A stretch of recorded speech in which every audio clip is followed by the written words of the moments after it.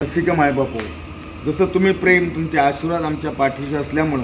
त्या कलेला जी काही ऊर्जितावस्था प्राप्त होते, तशीच प्रसार माध्यम आहेत आणि प्रसार माध्यमातूनही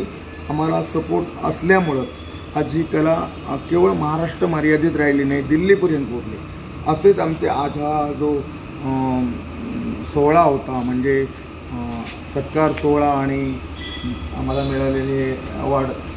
राष्ट्रीय दशावतार कलाभूषण पुरस्कार, ह्या पुरस्काराची ही जी इत्तंभूत माहिती आहे ही सर्व सिंधुदुर्गवासियांना कळावी